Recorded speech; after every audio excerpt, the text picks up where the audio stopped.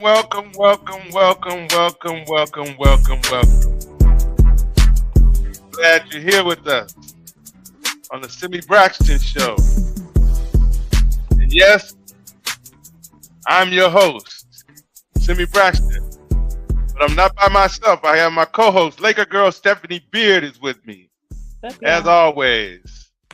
And we're glad that she's here. We've had a wonderful, wonderful, wonderful day today. And we're looking forward to what's going to happen tonight.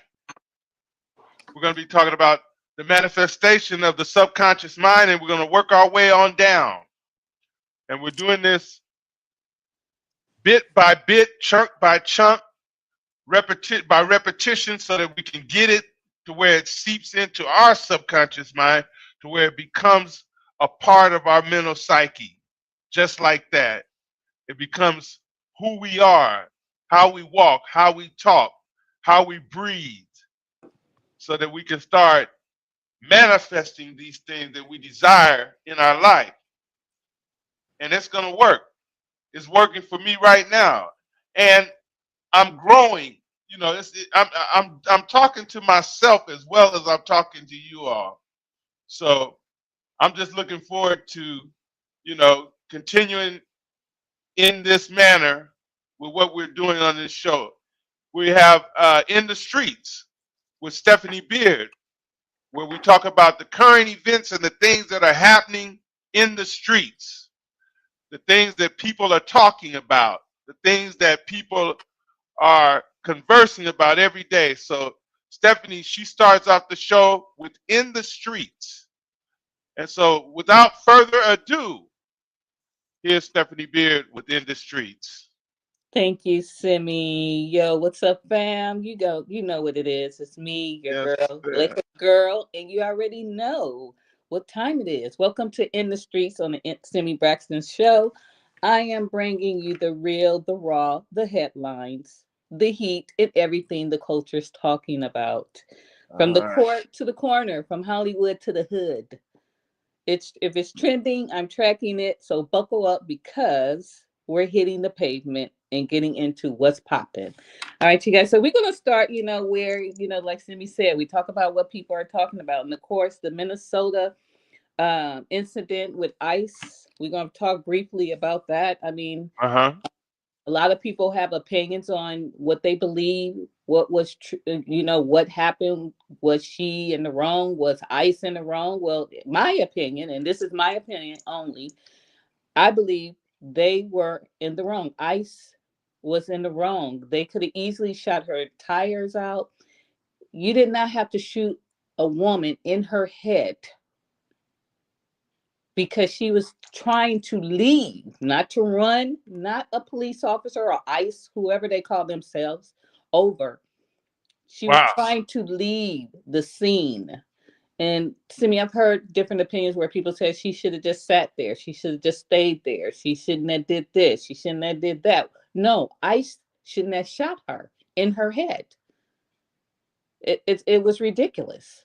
Go ahead. Stephanie, I got a question. Go ahead. Did they shoot her in the back of the head or the front of the head? The side, I believe. So what happened there was there was an ICE. If you saw the video, there was an ICE agent on the side, and then there was an ICE agent kind of on the front.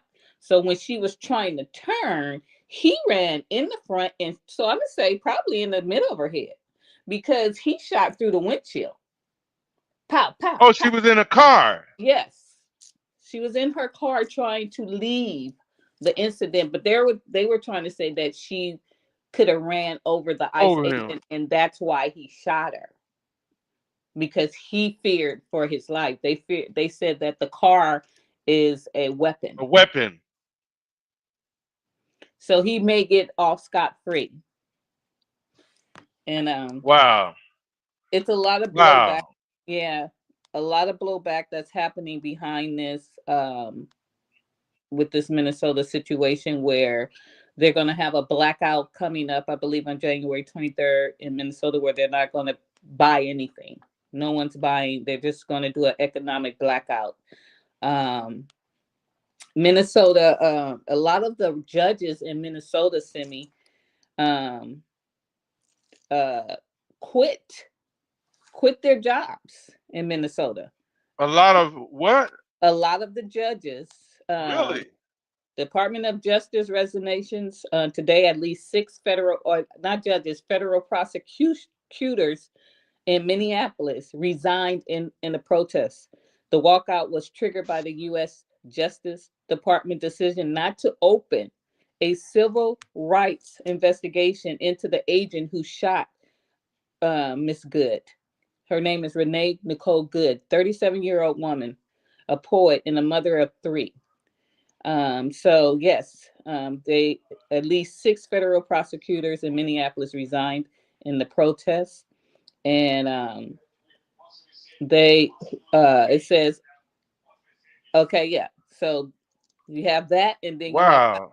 you have thousands of people continue to gather for vigils Uh-huh. because the tension remains very high as federal agents were reported using tear gas as the at the Lynn Lake intersection in Minneapolis yesterday to disperse crowds. So that's what happened after. When did this happen? Because I'm totally Wow. So you're uninformed. what, yeah, I know that you don't pay attention to things like, No, I you're don't. not in that world. The No, exact I'm not. the exact date of this incident, don't get me lying. I know it was last week or the Okay, week it was before last last. week. It was Okay. either the week before last or last week. And I saw the video. Uh, Uh-huh. I want to say it happened 2 weeks ago. I want to say that because it took me about a week or so to look at the video. I heard about it and then I went to go look at the video and I said, for them to just, like I said, shoot out the tires. If you wanted to shoot your gun, you should Right, right, shoot the right, tire. right, But right. it was unnecessary. George Floyd too. He also, what happened to him was in Minnesota. So Yeah. now we got this that happened in Right, Minnesota. right. So lots going on out there, and we That don't know. karma is on that karma is on that police officer that pulled that trigger. Yeah, I think they say he's a mean, like he's not a good person. Even he showed no remorse. So it said he was cussing, calling her all kind of names after she died. Didn't call 911. He told other people, if you want to call 911, you call them. So yeah, it's just no empathy, no sympathy, no remorse, nothing. Trump doesn't care. They feel that he was in the right, and That might be Trump's personal little army. it is. I think it consists of a lot of people who are Ku Klux Klan. That's Wow. what I believe. I believe these agents are men who are, came from the Ku Klux Klan or still in the Ku Klux Klan, but they're, you know, now they could do it legally. Now they could murder legally. So Wow. yeah, yeah. Charles Dark on every hand, boy. Yep, yep. So we're gonna That's move. crazy. Yeah, we're gonna move on from that, but we'll Okay. we'll stay updated on what's going on with everything. A lot of things, Yeah. a lot of boycotts, a lot of things are going to be happening behind the killing of this woman. So Yeah. a lot of key organizers and everything are getting together to protest and keep protesting about her murder, and it was a murder. It was straight up a murder. Um, I wanted to talk about, and I hate to do this because it's always our black men getting in trouble. Good morning. Uh-huh. I mean, I say good morning. Good evening. But L.A. Reid was recently sued for sexual assault on a woman. L.A. Reid Uh-huh. and L.A. Reid made that law. They were supposed to go to court on Monday. He settled. And they're saying that she got more money than Cassie got. And we know that Cassie got over $34 million. Right. So he settled before they were scheduled to go to court, but before they stepped in that courtroom, he settled. Said, "No, I'm not Wow. going to court. You're not going to hear the discovery on me. You're not going to hear what I did to this woman." And L.A. John Reid. L.A. Reid.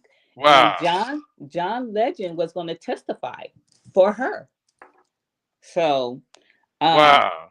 so he settled, and How her many name, years ago? How many years ago did this happen? this happened in 2020, that he, I believe, let me check for sure. Ain't he married? Yeah, they don't care. And I'm gonna say, let me see, let me check for sure when this happened, because her name is Drew Dixon. She's a veteran music executive and a former vice president of A&R Arista Records. She is a prominent advocate for survivors and appeared in a 2020 documentary on the record. Uh-huh. Ellie Reed, of course, we know he's the Grammy-winning producer and former CEO of Arista, Epic, and Island Def Jam, known for developing stars like Usher, Pink, and Outkast. She filed this lawsuit in November of 2023 under New York Adult Survivors Act, which allowed a 1 year window for older sexual assault claims to be filed, centered on events from 2001. So it happened in around 2001 that he sexually assaulted her. And You know what I can't understand is when a man is in that position, I don't get it. Maybe don't they know that they can get in trouble for that? not Uh, at that time, because they could get away with it. From the 80s to the 90s to the early 2000s, they were able to get away with sexually assaulting women and nothing happens. And then she was blackballed. He made sure that she didn't get to work ever again, so he put the blame on her, because at that time you didn't have that the movement, Me Me too. Too. Yeah. You didn't have these movements. So now that they're out, these women are able to come out freely and get justice finally. Um, Her complaint claimed a second assault occurred months later in the back of a car while they were listening to music demos. The first assault was on a private plane during a company retreat to Puerto Rico. He lured her into a private plane cabin alone under the guise of work, and then sexually assaulted her, non-consensual. So, and you know that him and Diddy are very tight. Some people call L.A. Reid Diddy's daddy, and if you go back to the history and see where Diddy, how he got funded for Bad Boy, yes, it was through Clive, but L.A. Reid is the one who took Diddy to Clive Davis to get that capital, to get that money to back Bad Boy ready. So they all Wow. in cahoots together. Now get this though. Now that she won and got this from L.A. Reid, up Right. next, she also said that Russell, Def Jam, what's his first name? Simmons, Russell Simmons. Russell Simmons. Oh, He Russell is, Simmons. yes, she's going to press charges against him. She's bringing charges against him because he also sexually assaulted her, But you according can't to. catch Russell Simmons because he's living out of the country now. Yeah, he's in Indonesia, but he better stay there.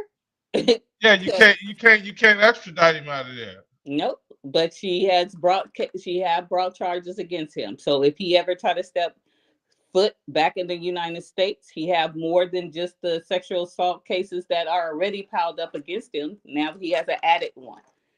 So back Wow. then, yeah, they took advantage of their power. Their position. Yeah. Hmm.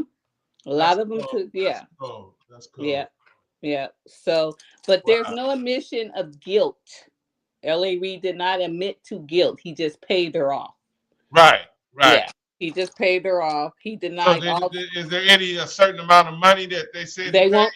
They won't say. Undisclosed. It's undisclosed, but Uh, I did hear he's been there. Jay said he's been there. Condolences to the good family. Oh, January said, oh, Jay said he's been there. What do you mean, Jay? He's been there. He's in Bali. Yeah, he's in Bali. Yeah, he's in Bali. okay. And he's been there. You're right. He has been there. Um, the thing is though, Simi, that he's not coming back. Uh He's huh. not coming back from Bali, because if he did, he going to jail. Oh, and okay. as far as I know, he said he don't have any money because he's been fighting, going back and forth with his ex-wife Kimora, and but L.A. Reid made sure that they don't have an extradition treaty With with the the United U.S. States. Yeah. Okay, Okay. yeah. Yeah, well, we know that's why he's been out there. He's been out there for many years now. I do know there are people that go out there to visit him. Like Lisa Ray went out there to visit him. It's a lot of people that go out there to visit him and stay with him. Nick Cannon, I believe, went out there to stay with him for some days. It's a lot of these celebrities go out there and spend time with him for many years. Yeah, for many years he has been there, Jay. Okay. So that's what's going on with L.A. Reid. But they are saying that she did get paid out a lot of money, close to what Cassie received, Wow. close to, or if not more. He went there to escape the law. We know, Jay. Yeah, we just said that. We know that's why he's never coming back. He's like, I'm getting out and dodge. I don't care if But I do understand his youngest daughter do go to visit him and see him. I know he Yeah. was having issues with her at one time. She would go live and tell their personal business. Um, but we're gonna move on from that. L.A. Reid, Okay. he basically ducked from, he wasn't going to jail. It was a lawsuit, so he wasn't going to jail. He was just being sued. Um, Jay said he was served there. He was served there with the lawsuit. Oh, okay. Lawsuit. Yeah. Yeah. Wow. Mm. These little nasty men, they just can't help themselves. They just feel like they could just assault women and get away with it, which they did. I mean, I just wonder when Clive Davis is anything going to happen to him before he check up out of here. I don't know. All right, let's move on. We're going to move on to sports, Simi. Okay. Go Did ahead. did you watch any football this past week? Yeah, I did. I watched. I didn't watch the Steelers and the Texans. I missed that game, but I pretty much watched the other games. And Okay. there's a lot of competition out there, boy. They're very competitive. And Good games. in the trip about it, you just don't know who's going to go to the Super Bowl because it's like just a bowl. Seattle looks good. Yes. The Rams. Yeah, They the Rams. look good. The Rams barely made it, but they made it. Yeah. So Yeah, they made it. So Buffalo and Denver are going Buffalo looks good. So they're playing Denver next. Okay. Houston is playing New England. Yeah, Clyde was doing it to boys. I believe he did it to Diddy and other boys too. Seattle. You know what I was upset about that the Philadelphia Eagles did lose because I'm a fan of Jalen Hurts and Saquon. Me too. Yeah, and Saquon. So I don't have a real football team. I'm a fan of football players, and Jalen Hurts is one of those guys. I really like him. I like him on and off the field, what he does off the field as well as on the field. So they lost, and I'm upset. I was upset about that. So San Francisco did beat them, and they're going to be they're going to play Seattle on January 17th next week or this Saturday, and then the Rams are going to be playing Chicago Bears. Now, did you get to see the Bears come back on Green Bay? Yeah. That was incredible. That was a great game. That was such a great game. And I wanted Green Bay to win. Buffalo is going to buckle. Jason, Buffalo is going to lose against Denver. They play on Saturday too. I don't know, man. I don't know because that doggone quarterback that Buffalo has, he's a tough cookie, boy. He's a tough cookie. Well, Jay said Jalen blew it. Jalen, I don't know. I think I don't know. I wish they would have won, but obviously it wasn't meant for them to go. So Chicago, the Rams, and then we're going to see who comes, and then we're going to find out who's going to the Super Bowl. Once each one of them win their division, of course, or their conference, and then. But I'm hoping to see. I don't want the Patriots to go. I don't like them. They got a good team. The They Patriots don't. do? They don't have. Yeah, the Patriots don't have no weak spots. Oh, It's they got a great defense. They got heck of an offensive line that gives the quarterback plenty of protection. It's hard to get to him. Uh, and they're young. They're a young team, so it's they're really and they're buying into that young quarterback. yeah. They're all saying they're rallying behind what this young quarterback can do, and he's pretty amazing. He's So pretty I could amazing. I could believe that because they play the Texans and Texans beat the Steelers and the Steelers aren't that great. They really aren't that great. So I could see the Patriots. You see what you What do see you what say? Jay said? He said Buffalo quarterback got Baby nuts in the big the game. big games. So so Oh man. so it looks like it might be Denver and New England in the AFC Conference Championship game, possibly, and then San Francisco and Seattle. Who do you think going to beat that game? Yeah. Who do you think going to win Seattle and San Francisco, Simi? Seattle. Okay. Okay. And then Seattle. okay, so we're gonna see. Hopefully, I love the Bears. I mean, it's Chicago, so I want to root for them. But then I also like the Los Angeles Rams, so it's going to be very interesting to see who wins the NFC conference. And then Yeah. from there, we'll find out what two teams will go to the Super Bowl. And when is the Super Bowl? I know it's the first week of February. I want to say. I'm not sure, but we'll come back next Yeah. week on that. That's We'll come cool. back. And that's it Okay. for me. That's it All for right. me, Simi. In the streets, baby. In the In the streets. streets. Yes. In the streets. That's good. That's good. We appreciate you, Stephanie, every time, all the Thank you, time. San Francisco. Keep me abreast on everything. Now we're coming into the second half of the show, that soul stroke portion. And if you've been with us, we've been talking about the power of the power of the subconscious mind. And now we're gonna start with the manifestation of the subconscious mind, and we're gonna go on down. And it might sound repetitious, but we do this because we wanted to get into your subconscious mind, my subconscious mind, so that it'll become a part of our psyche. So before we begin, I want you to settle, not just your body, but your expectation. This is not something that you rush through. This is something that you let sit inside. So wherever you are, let your shoulders soften, unclench your jaw, let your breath deepen, not intentionally, but just naturally. So we're talking about manifestation, but not the version you see online, not the version that tells you to think harder, to affirm louder, or pretend that pain doesn't exist. We're talking about manifestation through the subconscious mind, that part of you that's always listening, that part of you that's always responding, that part of you that's always creating, whether you're aware of it or not. And the truth is, you don't manifest what you want. You manifest what feels safe to your subconscious. This conversation is going to change the way you relate to desire. It's going to change the way you relate to timing. It's going to change the way you relate to patience and to yourself. We talked about what manifestation really truly is. Manifestation is not magic. It's alignment. It's the moment when your thoughts, your emotions, your nervous systems, and your beliefs all agree on the same outcome.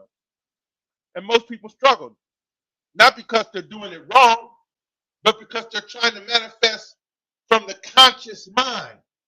The conscious mind, the thinking mind. But the conscious mind wants quickly. The subconscious mind wants safety.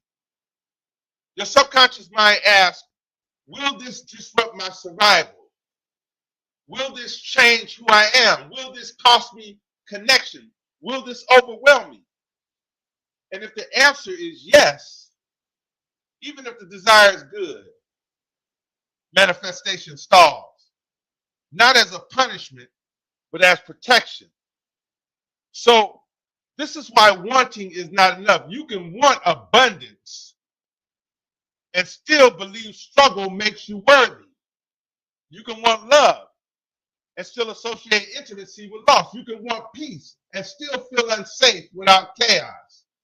So the subconscious mind keeps recreating the familiar because familiarity equals safety. And this is what people say. They say, well, I keep manifesting the opposite. I'm doing the work, but nothing happens. Nothing's changing. I feel blocked. You're not blocked. You're conditioned. And conditioning can be softened. There's a role that the nervous system plays. Manifestation is a nervous system event.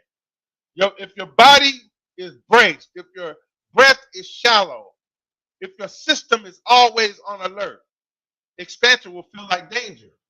So before reality changes, your capacity must expand. Let's pause here. Take a slow inhale through the nose. Let it reach the belly and release through the mouth. Your body must learn that receiving is safe, rest is allowed, and joy doesn't need to be earned. This is why embodiment matters more than visualization. So, reprogramming the subconscious mind does not happen through pressure. It happens through permission. Permission to slow down and feel what you feel. Name what you learn. Release what no longer fits.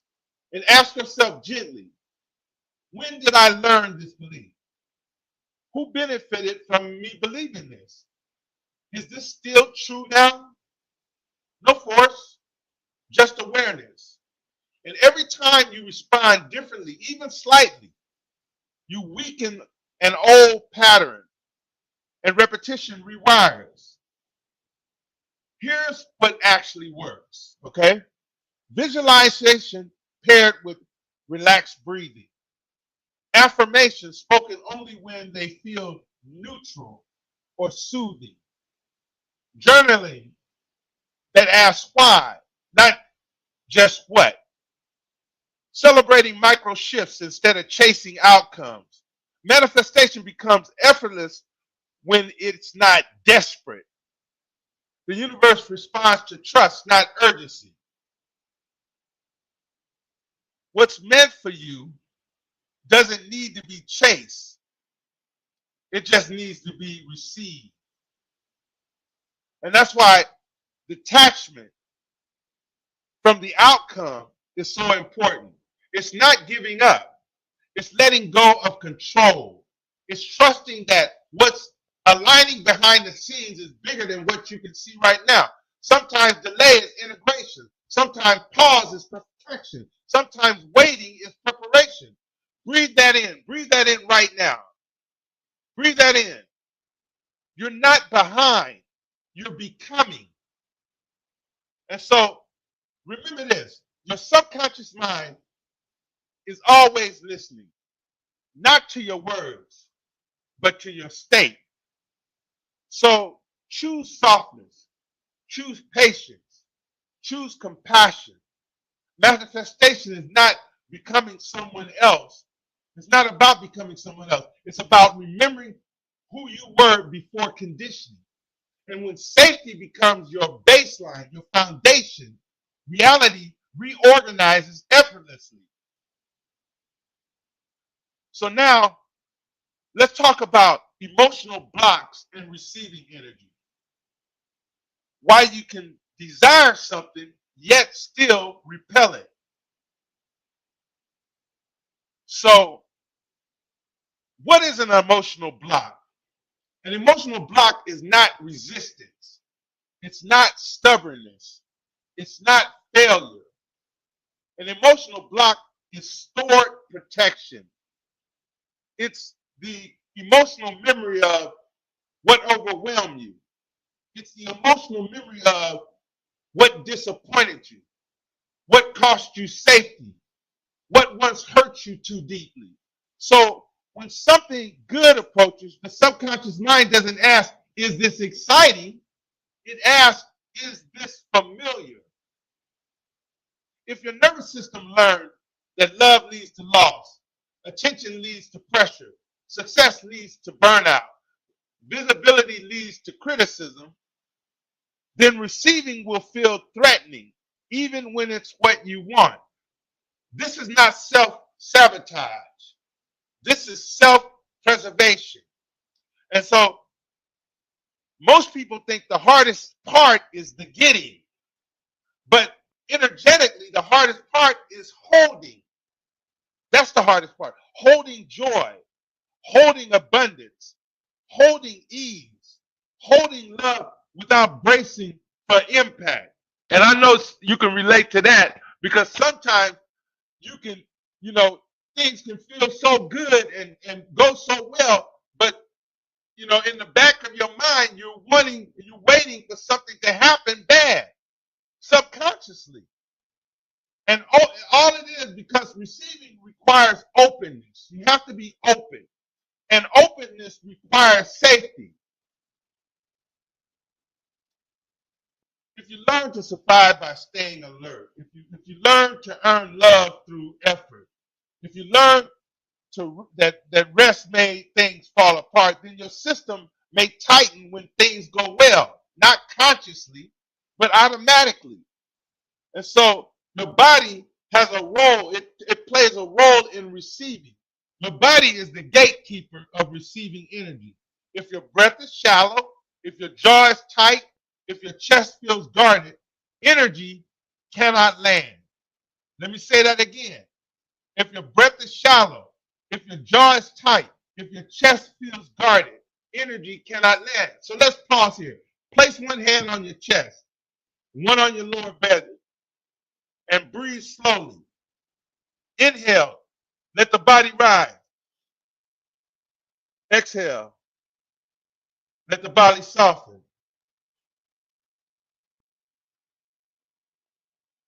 Receiving is a somatic experience, not a mental one. Your body must learn, I don't need to prepare for the other shoe to drop. So some of the common emotional blocks that repel receiving, let's name a few of them. Guilt about having more than others. That's one. Fear of being seen or judged. That's another one. Belief that rest equals laziness. That's another one. Fear of losing what you gain. That's another one. Identity tied to struggle. These blocks don't disappear by arguing with them. They soften when you acknowledge them without shame. You have to acknowledge them, face them, and say, okay, it is what it is. And ask yourself quietly, what am I afraid would happen if this actually worked? That's the answer that holds the key. You have to relearn how to receive. And like any other skill, learn in small, safe increments. Start with receiving compliments without deflecting, receiving help without over-explaining, receiving rest without justification. Let your system experience nothing bad happen. Repetition creates trust. That's why I say you do it over and over and over again. You don't need to force yourself open. You need to teach your body that it's safe to stay open. Stay open so that you can receive. Your capacity to receive is directly linked to your self-worth. Not the affirmational kind, the embodied kind, the kind that says, I don't need to earn rest, the kind that says, I don't need to suffer to deserve, the kind that says, I don't need to prove my value. Receiving energy responds to permission, not pressure. The universe does not reward exhaustion, it responds to coherence. Now let's slow this all the way down. Receiving does not require chasing, it requires availability. And availability happens when you trust your timing, you honor your limits, You stop abandoning yourself. Take one more breath with me. Inhale gently. Exhale fully. Let yourself land. Here's what I want you to remember. You're not blocked. You're protected. And protection can be updated. Receiving doesn't demand more effort from you. It asks for more softness. And when your nervous system feels safe enough to receive, life responds differently.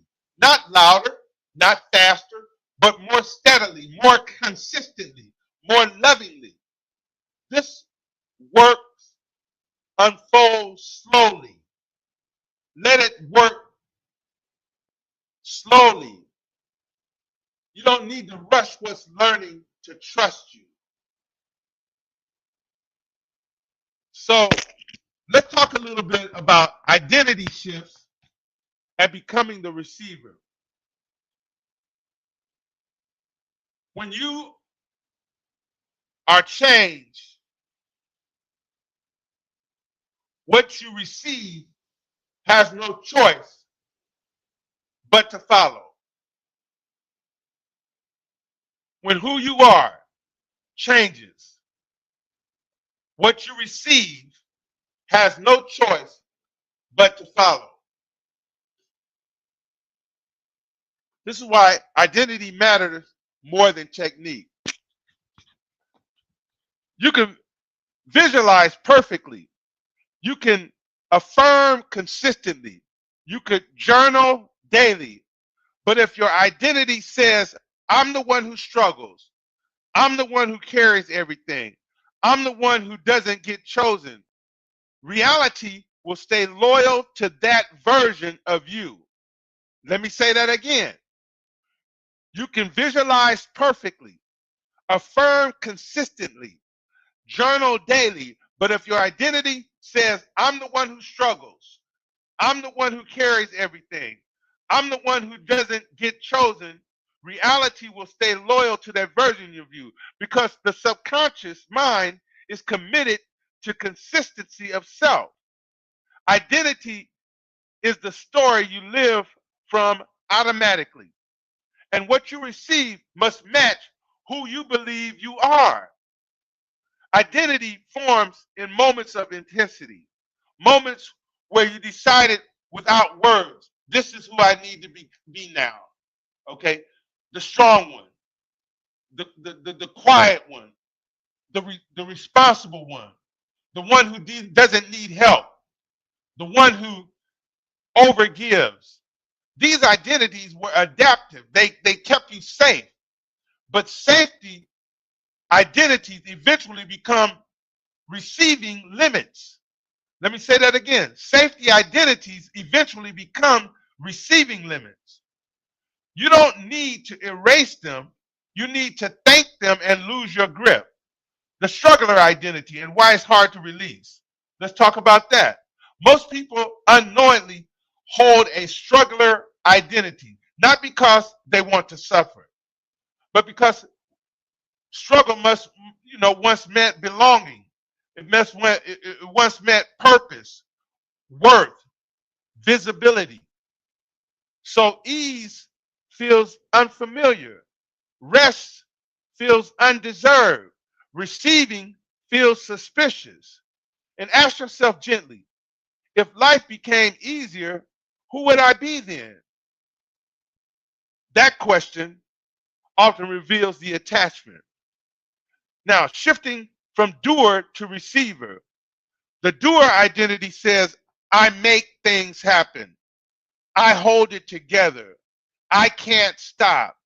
The receiver identity says, I allow things to come to me. I trust support. I don't have to earn ease. This shift doesn't happen overnight. It happens through micro choices. Pausing instead of pushing. Asking ahead, asking instead of caring. Resting without justification. Identity shifts through behavioral evidence. Every time you choose differently, you teach the subconscious mind a new truth. The receiver identity needs to feel grounded. It feels grounded. It feels present. It feels open, neutral, not waiting for impact. Let's practice for a moment. Take a slow, deep breath in. Feel your body expand.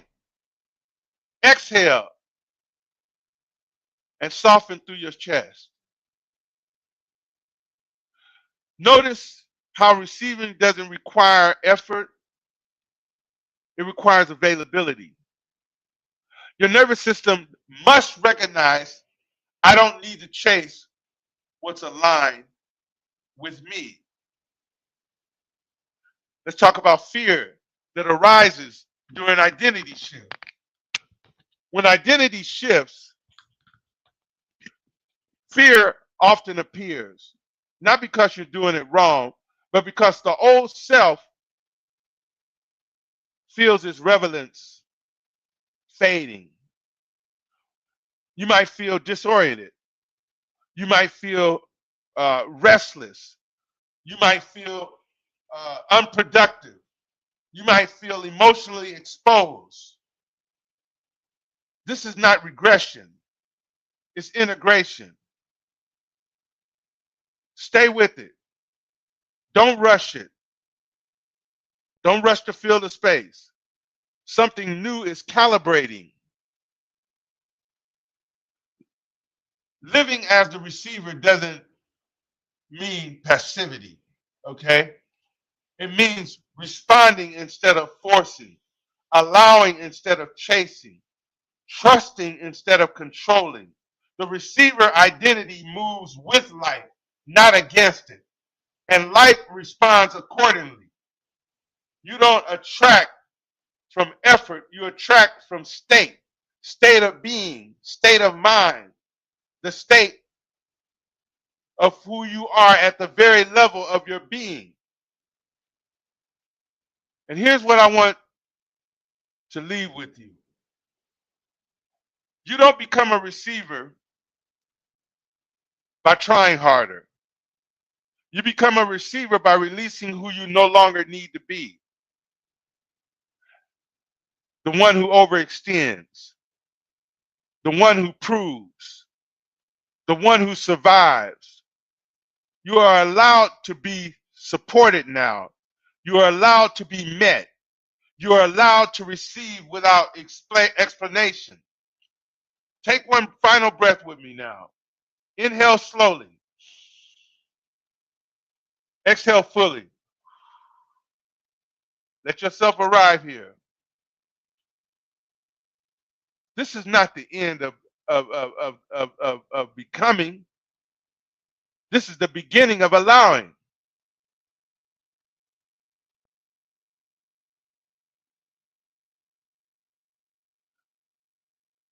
I want to talk about living in alignment without effort, and then I'm going to wrap it up. So, it's a misunderstanding of alignment. Many people think alignment means motivation, constant.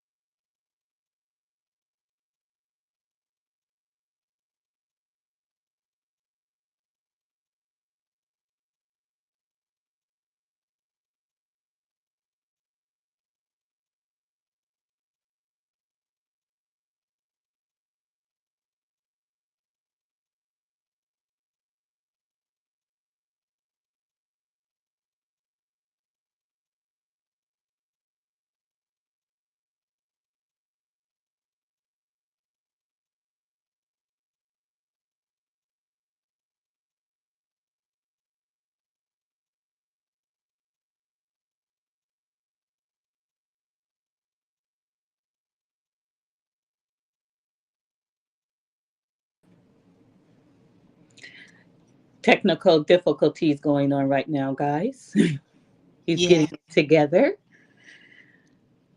Sister, in the meantime, while brother's working on that, no, we can't, brother. We can't. I'm reading your lips right now. His headset went out, sister. In the meantime, while brother's nope. And while he's working it out, sister, would you tell us about Brian. securing the bag and Oh, what's securing coming the up? bag, yes. Yes.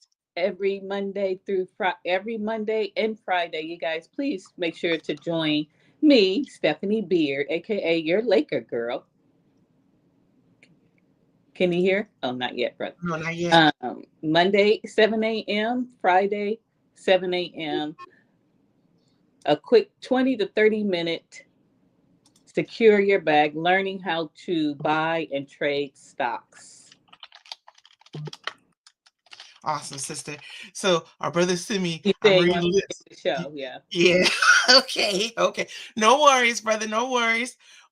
You did great. And sister, would you do us the honors of signing us off? We want to thank everyone for tuning in to the SIMMIE Braxton Show. Make sure you tune back in every Tuesday, 7 p.m. here on the JK Network. SIMMIE is always here to inspire, encourage, and give everyone hope. And one second, he may get his sound back because they're always. One more try. I read them lips. Okay, brother, we here. Yeah, he still got like 12 minutes left before he shuts it down. Yes. So hopefully, he'll regain his. You know what I've been telling. Simmy's going to get his whole studio set up so he won't have these difficulties. Even if I have to travel to San Diego to help him get his studio set up, I will do that. What did it do? I was listening, and then I heard, and then his headset. It's his headset. If you went back, it's dangling on one end now. Oh, when he went to adjust it that last time round, it come apart from the part. So he needs a whole new headset. So I think he's switching over to the What is that headphone. icon? I was trying to see what that icon was. What did he do? Oh, that is when he cuts his camera off. Oh, when he cuts from his laptop side. Okay. Oh, yeah, it looks different than what we're used to. You know what? I think using the computer sometimes goes a little wacky. Although I like the computer because the content, the print is bigger, and it's probably easier to put the slides up. Like when I be doing I can know, but when I'm on my phone, it's so hard to get to that. Yes, sister. The screen is so small. Your point of view is so small, right? But there is a downside. Yeah, you're right. You get a better signal, I think. If you're surrounded by a better signal on your phone, it lasts longer. Okay. But yeah, it's a give and take on each. Got it. Yep. Well, talk about He says no. Okay, you guys. So this is the end of the SIMMIE Braxton Show. Please, guys, tune back in next week on Tuesday, and we will see you back then. Have a great week, guys. Stay safe out there. Peace out. The USB Soul Stroke. Yeah. Thank you, sister.